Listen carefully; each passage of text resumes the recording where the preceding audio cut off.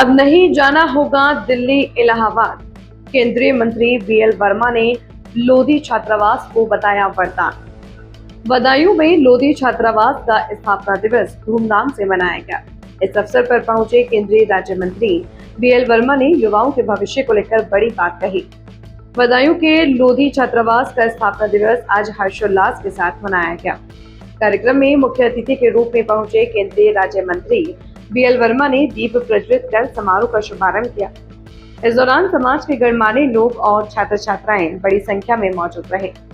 मंच से संबोधित करते हुए केंद्रीय मंत्री बीएल वर्मा ने कहा कि ये छात्रावास आने वाले समय में जिले की छात्राओं के भविष्य को संवारने के लिए एक वरदान साबित होगा।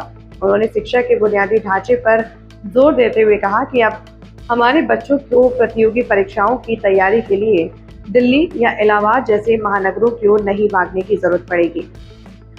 मंत्री जी ने दावा किया कि इस छात्रावास में ही छात्रों को वो तमाम आधुनिक सुविधाएं और कोचिंग का माहौल मुहैया कराया जाएगा जो अब तक केवल बड़े शहरों में ही उपलब्ध था।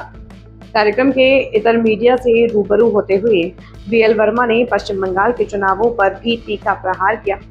ममता बनर्जी पर निशाना साधते हुए उन्होंने कहा कि बंगाल में दीदी की विदाई तय है और उनके चेहरे पर हार की हताशा साफ देखी जा सकती है।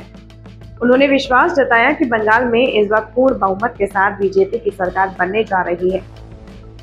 बदायूं से ब्यूरो रिपोर्ट अमर प्रभात।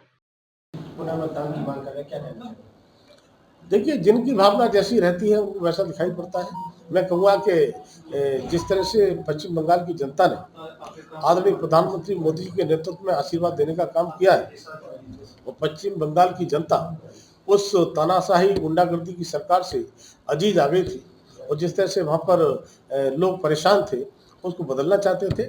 और आज जब भाजपा के समर्थन में वहाँ वोटिंग हुआ है तो ममता जी को परेशानी हो रही है।